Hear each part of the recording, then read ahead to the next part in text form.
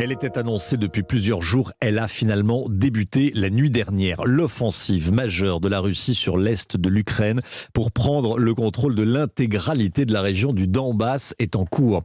On retrouve notre envoyé spécial, William Molinier, en Ukraine. William, Moscou dit avoir déjà mené des dizaines de frappes. Oui, l'artillerie russe a pilonné toute la nuit les positions ukrainiennes dans le Donbass. 11 bataillons supplémentaires ont rejoint les 65 autres déjà présents sur le territoire ukrainien. L'objectif de Moscou, c'est de percer ces lignes qui tiennent le front de l'Est et de s'emparer de nouvelles villes. Combat terrestre, mais aussi aérien, puisque dans la seule journée d'hier, 16 sites militaires ukrainiens ont été détruits. Selon l'armée russe, ils abritaient des missiles tactiques et des munitions. Des frappes aériennes à Lviv et Kharkiv, la deuxième ville du pays, ont fait plusieurs morts et des dizaines de blessés. Le Kremlin donne une dernière chance aux soldats ukrainiens de se rendre, notamment à Mariupol, où plusieurs centaines d'entre eux opposent une résistance acharnée sur le site industriel d'Azovstal. La Russie propose un cessez-le-feu entre 14h et 16h cet après-midi pour qu'ils sortent sans armes et sans munitions de cette usine où se trouveraient 1 millier de civils dans des abris souterrains.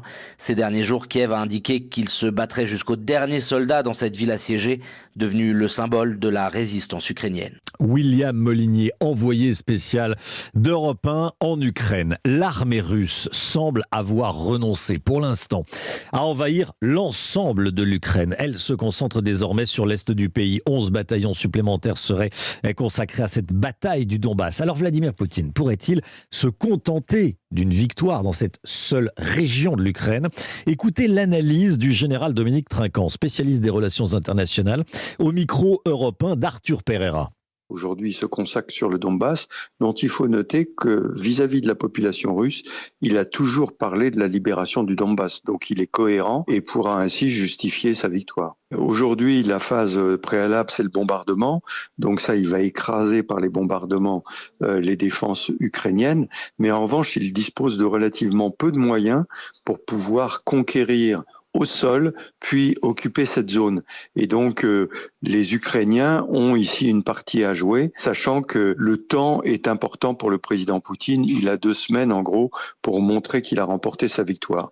Donc ensuite, il pourra toujours aménager son discours comme il l'entend.